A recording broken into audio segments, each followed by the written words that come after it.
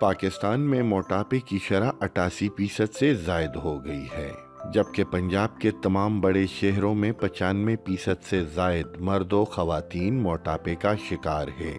PNDS کی جانب سے پاکستان بھر کے 11 شہروں میں کیے گئے ایک سروے کے مطابق 2500 افراد کا باڈی ماس انڈیکس چیک کیا گیا تو انکشاف ہوا کہ ان شہروں کے 88% سے زائد افراد موٹاپے کا شکار ہے۔ PNDS کی اسٹڈی جو ملک کے معروف میڈیکل جرنل راول میڈیکل جرنل میں شائع ہوئی ہے کے مطابق تقریباً 7% افراد ایسے بھی تھے جن کا وزن نارمل حد سے زیادہ تھا، جبکہ صرف 5% افراد کا باڈی ماس انڈیکس نارمل پایا گیا۔ سروے کی تفصیلات شیئر کرتے ہوئے PNDS کی ایگزیکٹو ممبر سائمہ رشید نے نیشنل پریس کلب اسلام آباد میں ایک پریس کانفرنس کے دوران صحافیوں کو بتایا کہ ان کے سروے کے مطابق پاکستان میں 73% افراد خود کو موٹاپے کا شکار سمجھتے ہیں، لیکن جب ان افراد کا باڈی ماس انڈیکس چیک کیا گیا تو ایشیا پیسیفک کلاسیفیکیشن کے مطابق موٹاپے کی شرح اس سے کہیں زیادہ تھی۔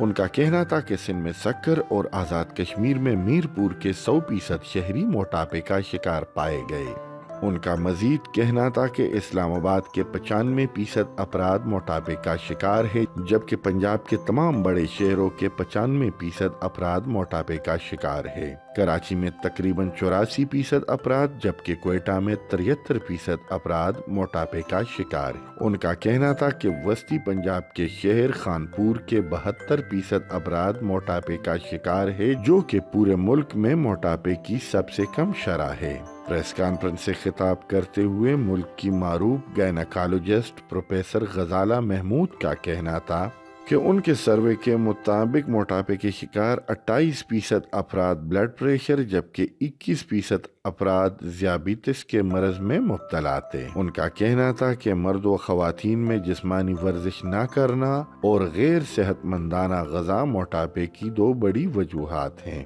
اس موقع پر دونوں ماہرین نے حکومت پاکستان سے مطالبہ کیا کہ ملک میں موٹاپے کے تدارک کے لیے نیشنل ایکشن پلان بنایا جائے اور فوری طور پر غذائی عادات کو درست اور جسمانی کھیل کود اور ورزش کو فروغ دینے کے اقدامات کیے جائیں تاکہ ملک میں وقت سے پہلے ہونے والی اموات اور بیماریوں کی وجہ سے معذور ہونے والے افراد کی شرح میں کمی لائی جا سکے۔